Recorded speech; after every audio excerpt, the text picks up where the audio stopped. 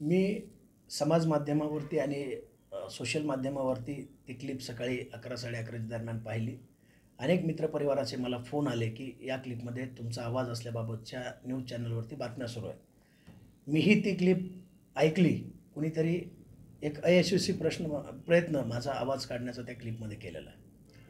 कुंडलिक खांडे जे शिवसेना शिंदे गटाचे जिल्हाप्रमुख आहेत, त्यांचं आणि माझं राजकीय वैर हे गेल्या 10 वर्षापासून संपूर्ण बीड जिल्ह्याला माहिती आहे.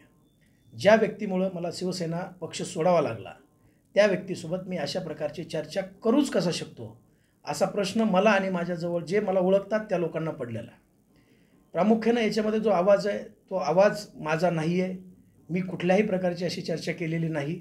ही क्लिप जी माध्यमावरती व्हायरल होते आहे, त्या क्लिपची चौकशी झाली पाहिजे, त्याच्यामधल्या आवाजाची चौकशी झाली पाहिजे आणि ज्यांनी कुणी हे घडून आणलं आहे, त्या व्यक्तीवरती कायदेशीर कारवाई करण्याच्या संदर्भात आम्ही मागणी करणार आहोत. कारण याच्यामध्ये जाणीवपूर्वक एखाद्याचं राजकीय करिअर उद्ध्वस्त करण्याचा प्रयत्न दिसतोय. गेल्या अनेक वर्षापासून मी या बीड जिल्ह्यामध्ये राजकारण आणि समाजकारण करत असताना गेल्या 5-6 वर्षांपासून मी अनेक अडचणींना तोंड देतो आहे.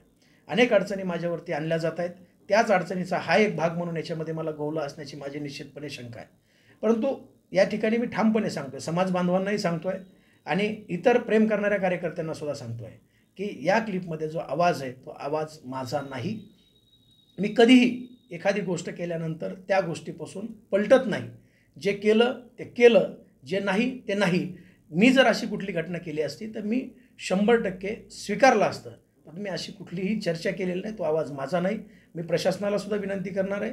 उद्या मी माननीय SP साहेबांना लेखी निवेदन देणार आहे की या क्लिपची चौकशी झाली पाहिजे. ही कुठून आली, कुणी तयार केली, कुठे तयार केली, हे सर्वांना कळालं पाहिजे. आणि एखाद्यावरती असे आरोप करताना किंवा एखाद्याचं राजकीय आयुष्य उद्ध्वस्त करताना आपण शांततापूर्वक आणि संयमाने या सर्व गोष्टींचा विचार केला पाहिजे, एवढी मी विनंती करतो. ABP माझा, उघडा डोळे बघा नीट.